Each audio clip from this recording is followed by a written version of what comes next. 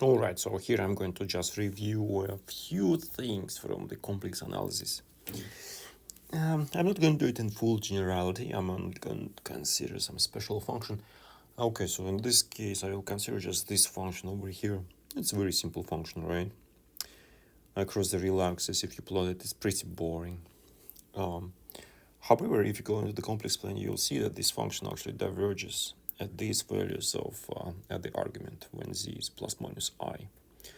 And the divergence, if you look into it, will be of the following form. It's 1 over z plus minus I times some constant. Of course, constant will depend if you compute this function around plus and minus I, but it doesn't matter. It's just something.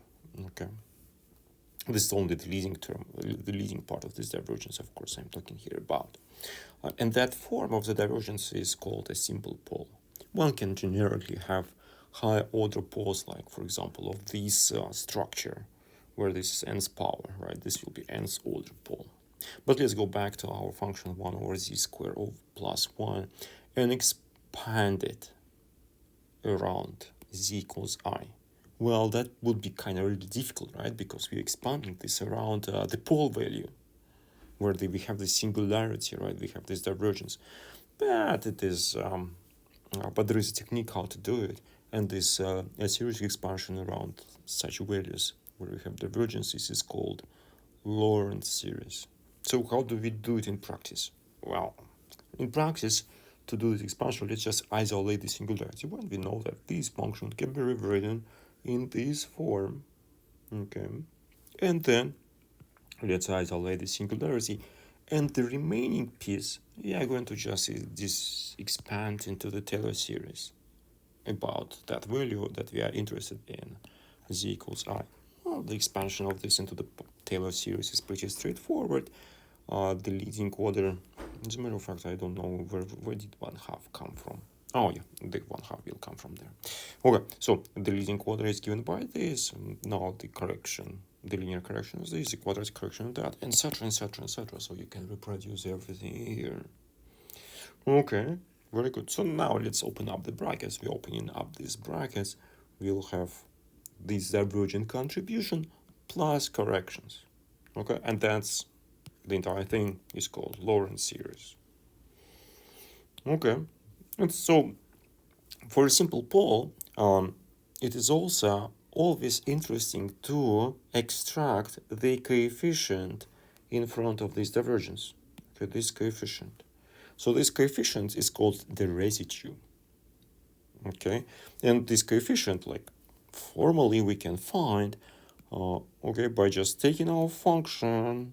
If we have a simple pole, multiplying it by z minus z singularity, so in this case it will be, this is the residue we're computing, right, at. So this will be, in our case, it will be just I over here, okay? And taking the limit when z goes to this z singular, or this, in this case, this will be z going to I limit. Okay, so we can actually do this exercise for our function. We will multiply it by z minus ci. This will cancel this, and then we will take the limit z goes to I, and that will just give us this prefactor. And this is exactly what residue is. Okay, that's going to be the residue here. Okay, the theorem is the following. So if we have an integral over a closed contour of some function f of z, there are some statements need to be said about these functions. It has to be meromorphic, whatnot, but we are not going to go into this mathematical subtleties and nuances here. For most of the functions we are dealing with, so the following is going to be true. So if we consider this closed contour integral, so this is like this contour, I don't know, this is this contour, we are integrating this function with respect to this integral is given by 2 pi I times the sum over all residues of this function. So imagine that we have like the poles over here somewhere, the poles. What we need only to compute this integral, we don't need to compute the integral, we need to compute just this combination. We compute the residues at every single pole, sum all of them, and multiply by 2 pi I. What a fantastic way of computing an integral. And if we have just a single pole, then it's not even a sum, it will be just the residue at that point. Amazing, right? Very simple to do that. So let's consider a simple pole thing. Just to motivate, just to kind of prove this theorem. Okay.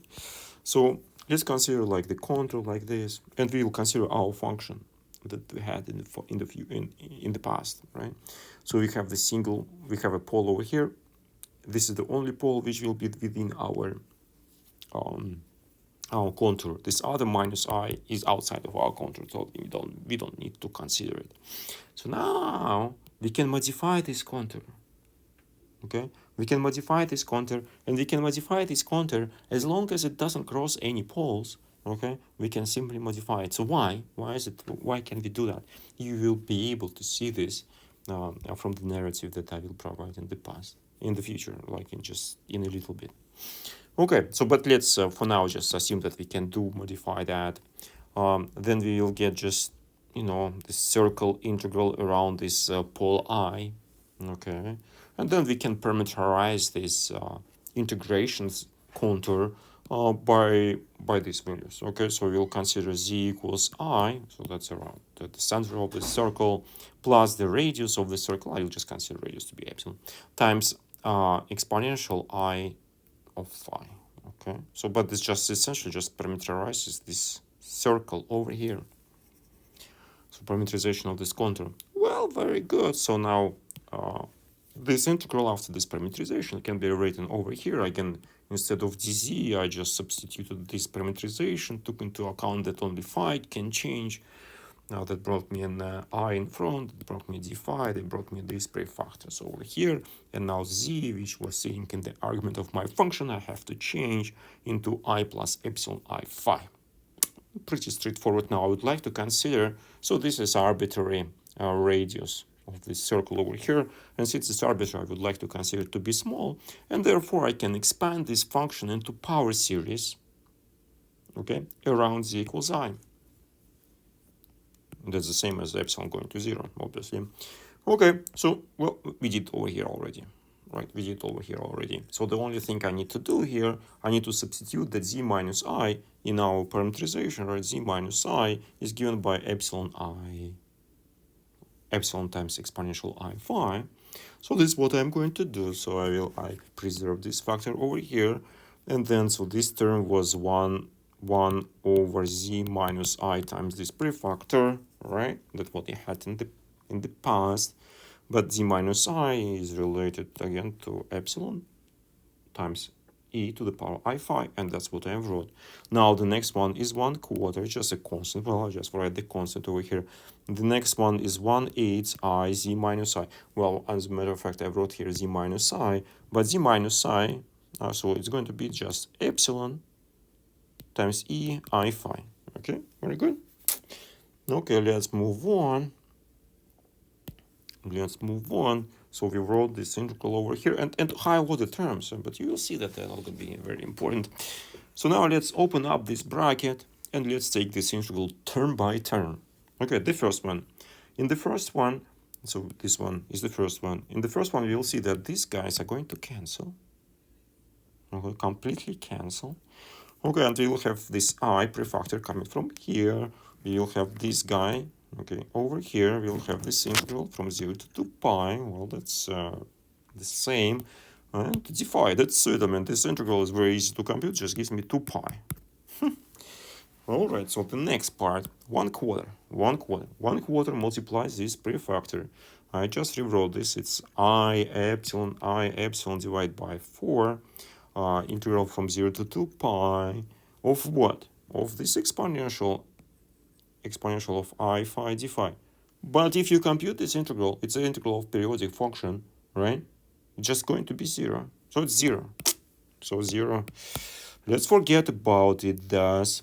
So the next part. Okay, the next part is also going to be 0, right? It's also going to be 0. Why? Because now we have the exponential of I phi times another exponential. So it will be exponential of 2I phi, but again it is a periodic function and we integrate over, well, multiple periods in this case, but I mean it's going to be 0. and all higher order contributions are going to be 0. So at the end of the day, we end up with this expression. So, and this is why if you wouldn't have a pole inside this circle, then we would just get 0. But since we have a pole, we don't have a 0. And this is why if we even start from this complex looking contour, we can always parameterize it into like small circles like this. I don't know. Some of these contributions are going to cancel. Okay, so how would I do this? Let me consider like something like this. So I will just subdivide this contour. Okay, I will just subdivide this contour. Okay, into like a circle like this.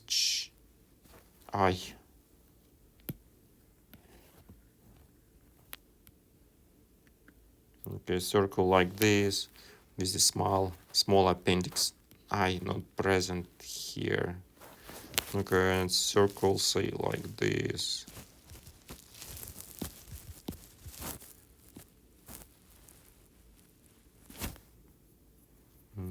What did I want to do? What did I want to do? What I want to do? Yeah. So something like this. So let me consider.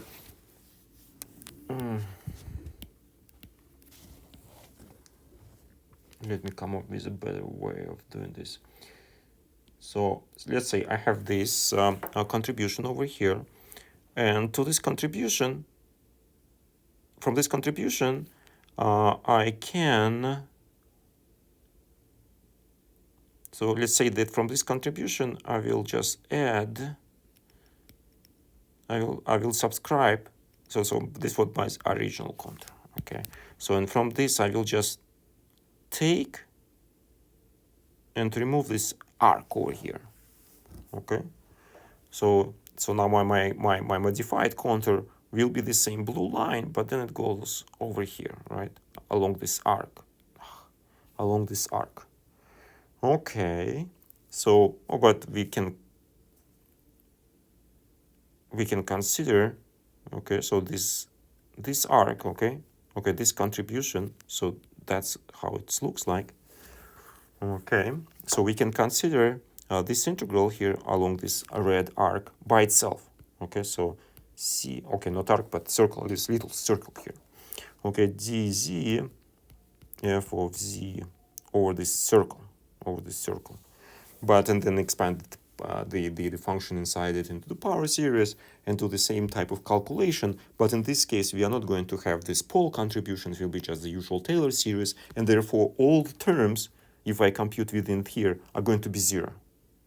Okay, and this is why we can modify this blue.